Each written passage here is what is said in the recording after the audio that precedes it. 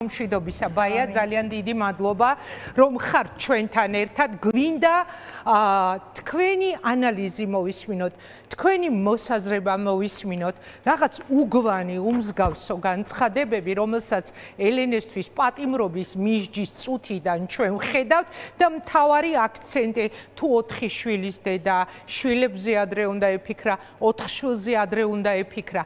რა არის ეს, რა მოვლენასთან გვაქვს საქმე? რეალურად, რასაც ჩვენ ახლა ვხედავთ, ეს არის მორიგის სისასტიკე. მოდი გვახსოვდეს, საიდან დაიწყო ეს ამბავი. მე მაინც გავახსენებ ჩვენ მაყურებელს.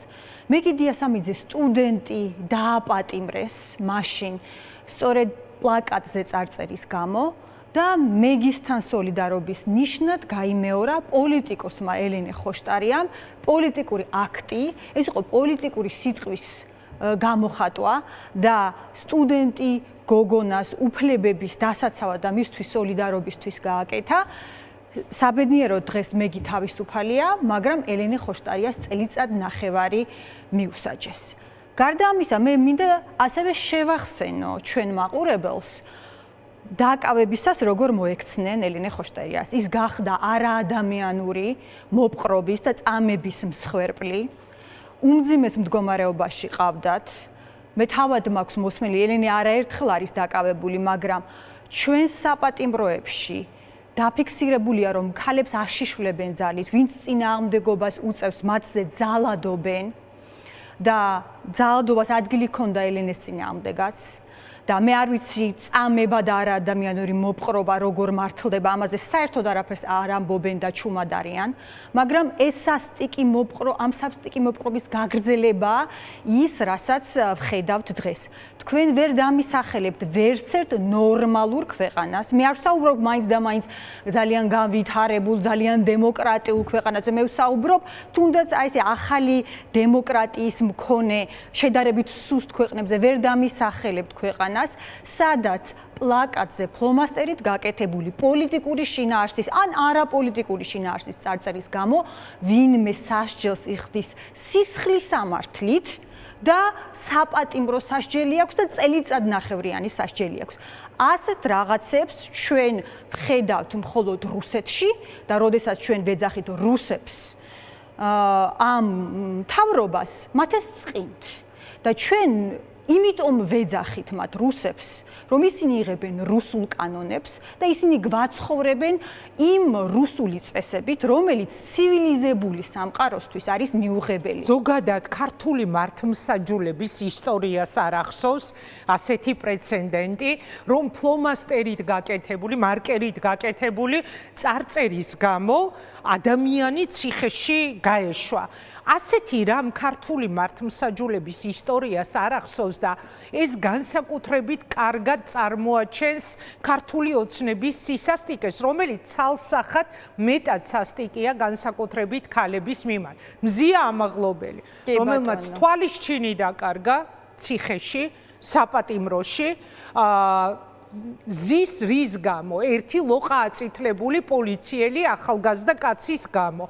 ახლა ელენე ხოშტარია, აი ბაია ძალიან ყურში მოსახვედრია ეს მათი განცხადებები, აქცენტი 4 შვილის დედობაზე. თქვენ როგორ ფიქრობთ, რატომ ისმოდა თითეული მათგანის განცხადებაში, რომ თავის შვილებს რას ეუბნება, თავის შვილებზე ადრე უნდა ეფიქრა. ეს შვილების თემის შემოყვანა პოლიტიკურ შურისძიებაში როგორ აიხსნება ეს?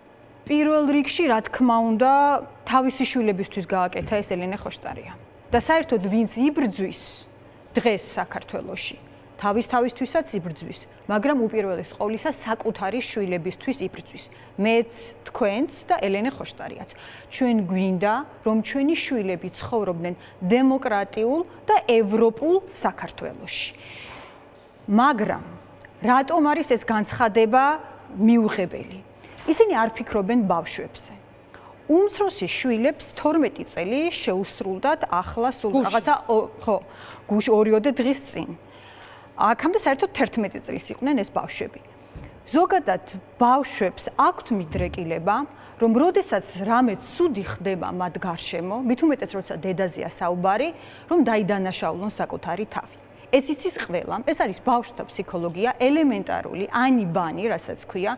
ეს ბავშვები ისედაც განიცდიან, ცხადია დედის პატიმრობას და ახლა უმაღლესი ტრიბუნიდან ესმით, რომ ერთგვარად მათი ბრალიც არის, მათზე რომ არ იფიქრა დედამ, ამიტომაც არის ის ციხეში. და სხვადასხვა ფორმულირებებს თუ შევხედავთ, ახლა ბევრმა გაიმეორა ეს წინადადება. თითქმის ყველა. მაგრამ ზოგიერთმა ბავშვებს მოკითხეთო, აი ამ ციტატით გაიმეორა.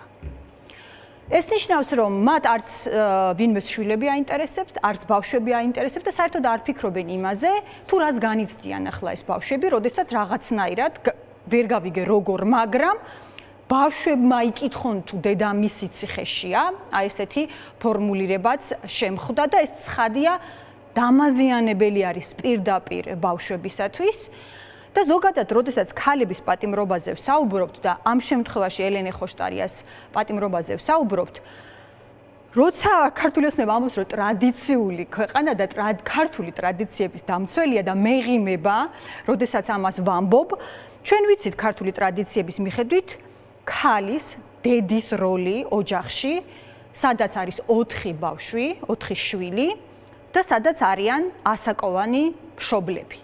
რა მნიშვნელოვანი არის ასეთ ოჯახში დედის, ქალის ყოფნა. რომ ის არ არის, ელენე ხოშტარია არ არის მხოლოდ პოლიტიკოსი. ელენე ხოშტარია არის 4 ადამიანის დედა და ხანდაზმული მშობლების შვილი. აქედან 3 არასრულწლოვანია, 4 შვილიდან 3 არასრულწლოვანია, რომლებსაც ამას აგებინებენ ეკრანებიდან და ბაია მე ყველა მათგანს, აი ეს რას მინდა რომ ხაზი გავუსმა, ყველა მათგანს მინიმუმ 5 ადამიანს ძალიან სჭირდება დღეს ელენე, ძალიან სჭირდება ადამიანი, რომელიც მათზე იზრუნებს, მათ ჯანმრთელობაზე, მათ ფსიქოლოგიურ მდგომარეობაზე და დღეს აი ეს 5 მინიმუმ ვამბობ 5 ადამიანი ჩაგდებული არის ძალიან მძიმე მდგომარეობაში. ანუ რეალურად დღეს ქართული ოცნება სჯის არა მარტო ელენეს, არამედ სჯის მთელ მის ოჯახს და არ უნდა ამაზე პასუხისმგებლობა აიღოს. და უნდა გავიაზროთ ის, რომ ადამიანს ციხე მიუსაჯეს რამე ჩადენილი დანაშაულის გამო კი არა, როდესაც თქვენ საუბრობთ, რომ აი მინიმუმ 5 ადამიანს მინიმუმ მაინც სჭირდება ელენეს გარეთ ყოფნა.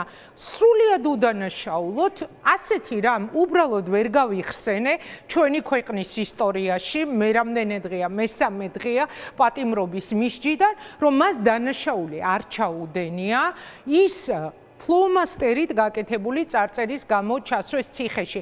ხომ არ ფიქრობთ, ბაია, რომ რაც უფრო მძაფრია, რაც უფრო მწვავეა ჩვენი საერთაშორისო პარტნიორების რეაქცია უდანაშაულოდ დაპატიმრებული ადამიანების ციხეში ყოფნაზე და მათ შორის ხაზგასმით ელენე ხოშტარიაზე, მით უფრო და უფრო სასტიკი ხდება ოცნების მეთოდები, იმიტომ რომ ჩვენ ახლა ვსაუბრობთ უდანაშაულოდ დაჭერილ ქალზე, წელიწადი და 6 თვე რომ მიუსაჯეს, მაგრამ თან მოაწიეს სხვა საქმე, რაღაც ბომბეიდან ლონდონამდე საქმე, რომლითაც 15 წლამდე პატიმრობაზე საუბრობენ. რეალურად ქართული ოცნება არის და ბიძინა ივანიშვილი პირადად არის ძალიან დიდი საერთაშორისო წნეხის ქვეშ. მათ აქვთ პრობლემა აღიარებასთან დაკავშირებით და მუდმივად ვრცელდება განცხადებები და ჩვენ ვნახეთ ასევე მათი პროპაგანდისტული ტელეარხების დასანქცირება. ეს ძალიან ეტკინათ და ძალიან ეწყინათ და როგორც წესი, პასუხი არის ხოლმე ისევ საკუთარი მოქალაქეების დასჯა.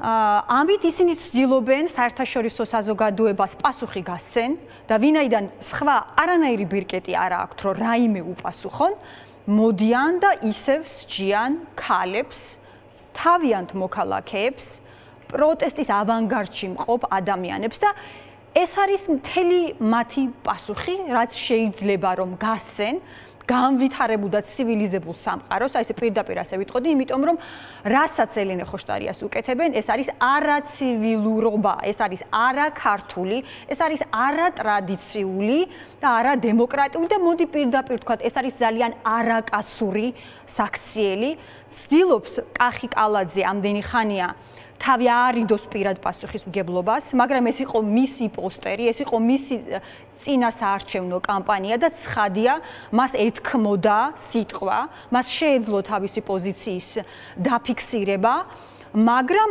ისიც არის ძალიან პატარა კაცუნა. საერთოდ დღეს საქართველოს აი ესეთი დიდი ისტორიის გმირების სამშობლოს მართავენ პატარა კაცუნები ბიძინა ივანიშვილიდან დაწყებული, აი კალაძით და სხვებით დამთავრებულები, რომლებიც ეწინააღმდეგებიან ყველაფერ ქართულს, ყველანაირ ტრადიციას, ჩადიან ისეთ რაღაცებს, რომელიც ისტორიულადაც არ გვახსოვს, რომ ყოფილიყო და ამ ყველაფერს უკვე ჩადიან პირდაპირ ქართველი ქალების წინააღმდეგ, ვინაიდან ვერ ეგუებიან ქართველი ქალების ბრძოლას. თუმცა ის, რომ ქართველი ქალი არის მებრძოლი, ის, რომ ქართველი ქალი არის მამაცი, თამამი, შეგნებული, განათლებული, ეს ჩვენი ტრადიცია.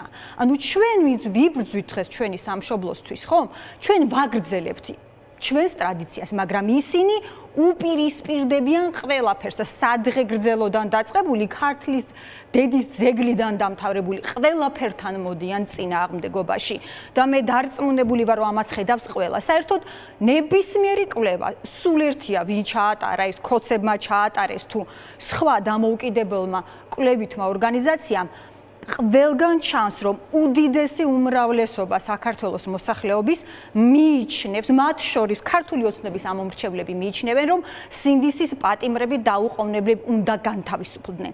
ანუ რეალურად ხალხი ყველგან აფიქსირებს თავის ამ პოზიციას, ჩვენ უამრავ ტროლ ბოტს და არარსებულ ადამიანებს თუ არ ჩავთვლით და არ ითვალისწინებს ხალხის ამ სურვილს და ამ დამოკიდებულებას ქართული ოცნება, ვინაიდან ქართულ ოცნებას უბრალოდ საერთოდ არ აინტერესებს ხალხი, იმიტომ არ აინტერესებს ხალხის არც არჩევნები, იმიტომაც გააყალბა არჩევნები, რომ არცემს პატივს ქართველი ხალხის ნებას და არ აძლევს საშუალებას ქართველ ხალხს, რომ ეს ქვეყანა იმართოს ისე, როგორც ეს უმრავლესობას უნდა.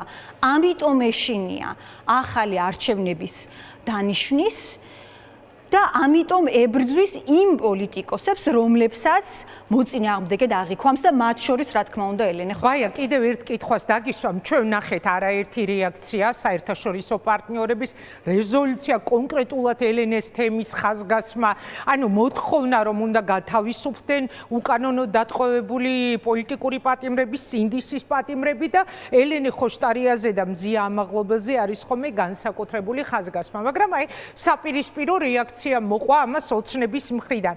თქვენი აზრით ამას რა გაგრძელება ექნება? ანუ მაშინ, როდესაც პარტნიორები, რომლებმაც სრულ იზოლაციაში აღმოაჩინეს ქართული ოცნება, ეუბნებიან, რომ გაათავისუფლეთ უკანონო დატყვევებულები, ამ დროს წელიწადსა და 6 თვეს უსჯიან და კიდევ 15 წლიანი პატიმრობის დამატებით ემუქრებიან. აი პარტნიორების მხრიდან როგორი იქნება ამაზე პასუხი? თქვენი აზრით, იმიტომ რომ ტყვეები გაათავისუფლეთ კი არა, პირიქით უმატებენ და უმატებენ. დღეს მთელი დღეა და უკვე რამდენიმე დღეა ვისმენთ ამ განცხადებას, სადაც ჩვენი უცხოელი პარტნიორები ამბობენ ესეთ ტერმინს არაპროპორციული სასჯელი. ეს შეიძლება არაიურისტს კარგად არ ესმოდეს, ან ფიქრობდეს, რომ ეს არის ასე ვთქვათ რბილი ან მსუბუქი ენა, მაგრამ ამას სამართალში აქვს თავისი შინაარსი და არაპროპორციული სასჯელი ითვლება ყველა იმ კონვენციის დარღვევად, რომლის წევრებიც ჩვენ ვართ. მათ შორის ადამიანის უფლებების ევროპული კონვენციის დარღვევაც არის. აქ ისინი ამბობენ, რომ შეიძლება ადგილი ჰქონდეს გარკვეული ტიპის გადაცდომას, შეიძლება ადგილი ჰქონდეს იმას, რასაც სხვა ნორმალურ ქვეყანაში ადმინისტრაციული პასუხისმგებლობა მოყვება, ეს შეიძლება იყოს გაფრთხილება, შეიძლება იყოს ჯარიმა, მაგრამ არაპროპორციული სასჯელი პატიმრობის სახით. ეს არის ძალიან მძიმე ადამიანის უფლებების დარღვევა. არ შეიძლება იმაზე, რაზეც წესით უნდა იყოს გაფრთხილება ან პატარა ჯარიმა, ადამიანი სისხლის სამართლის წესით და წლობით ჩასვა ციხეში. დღეს მზია ამაღლობელიც და ელენე ხოშტარიაც სხედან ციხეში არა დანაშაულების გამო, მათ დანაშაულები არ ჩაუდენიათ. მაქსიმუმ ეს შეიძლება ჩაითვალოს გადაცდომად, ადმინისტრაციულ სამართალდარღვევად, რომელზეც როგორც წესი, მანქანისტარების დროს უწყვეტ ხავს რომ გადახო ესეც ხომ დარღვევაა, ამ დონის დარღვევებზე არის საუბარი და ამის გამო პირდაპირ ციხეში ცხადია არავის არ იჭერენ. ამიტომ სამართლებრივად ეს შეფასება მძიმეა, პოლიტიკურად ეს შეფასება მძიმეა. დღეს ბუნდესტაგში ისმოდა ელენეს სახელი და ყველგან ისმის ელენეს სახელი, ისე როგორც ყველგან ისმოდა მზიას სახელი. საბოლოო ჯამში, როდესაც ქართულ ოცნებას უნდა საერთაშორისო ურთიერთობების ნორმალიზება, ყოველ შემთხვევაში გაცხადებულად ამბობს, რომ მას ძალიან დიდი სურვილი აქვს ურთიერთობა დაალაგოს ევროპის სხვადასხვა ქვეყნებთან, ამერიკასთან. ისინი უგულვებელ ყოფენ იმ ფაქტს, რომ ესეთი საქციელით მათ სიტყვას ფასი ეკარგება. საერთოდ განვითარებულ სამყაროში მარტო სიტყვას მნიშვნელობა არ აქვს, თუ ის გამყარებული არ არის ქცევით. მაგრამ ქართული ოცნება არც ერთ რუსულ კანონს არ აუქმებს, პირიქით უფრო ცუდად ექცევა თავის მოქალაქეებს და თავისით იჭრის იმ ტოტს, რომელზეც ზის. მე ამბობს ხოლმე, რომ ევროკავშირის ბრალია, სხვა ქვეყნების ბრალია ის სანქციები, რომლებიც მათ პიროვნულად ეხებათ. არავის ბრალი არ არის სანქციები, ქართული ოცნების ბრალია ეს სანქციები და მათ ნებისმიერ მომენტში პრინციპში შეუძლიათ შეცვალონ საკუთარი პოლიტიკა, ოღონდ არა რიტორიკის დონეზე და ტყუილების დონეზე, რომელსაც ცხადია არავინ არ იჯერებს, არამედ საქმის დონეზე და საქმით დაანახონ, რომ არიან დემოკრატიულები და ცივილიზებული სამყაროს ნაწილები. მაგრამ მათ ამის გაკეთება არ სურთ და რატომღაც გონიათ, რომ აქ რომ პოსტივით და იმედით ატყუებენ ხალხს, აი ესე უბრალო განცხადებებით შესაძლებელია ცივილიზებული სამყაროს მოტყუება, მაგრამ ეს შესაძლებელი არ არის. შესაბამისად, ისინი მხოლოდ და მხოლოდ უნდა ელოდნენ მეტ პრობლემებს არაღიარებასთან დაკავშირებით, პრობლემებს დამატებით სანქციებთან დაკავშირებით, ჩვენ მოსკოვის მექანიზმის დასკვნა ვნახეთ, ეს არის უმძიმესი დასკვნა. ესეთი დასკვნები გამოდიოდა ბელორუსის და რუსეთის წინააღმდეგ და ახლა უკვე საქართველოს წინააღმდეგ გამოვიდა და მოსკოვის მექანიზმმა შუქი აუნთო სხვა მექანიზმებს. მან თქვა, რომ შესაძლებელია დაიწყოს საერთაშორისო სისხლის სამართლის წარმოება კონკრეტული პირების წინააღმდეგ და შესაძლებელია ყველა სხვა საერთაშორისო ტრიბუნალმა უკვე იმსჯელოს საქართველოს მთავრობის წინააღმდეგ და უფრო მეტიც. მან თქვა, რომ დარღვევები ისეთი მასშტაბის არის, რომ სხვა ქვეყნის ნაციონალურ სასამართლოს შეუძლია გაასამართლოს რომელიმე მაღალჩინოსანი, რომლის ბრალეულობაც დადგება და დამტკიცდება. ეს არის უმძიმესი დასკვნა, რომელიც დაიდო და აი ამ დასკვნის პირობებში თუ კიდევ გააგრძელებს სასტიკ მოპყრობას ქართული ოცნება, მაშინ ჩვენ ისინი შეიძლება ვიხილოთ სხვადასხვა ტრიბუნალებში. კი ბატონო, მადლობა ბაია რომ იყავით ჩვენი სტუმარი. შეგიძლიათ გაბრძანდეთ დაგემშვიდობებით ბაია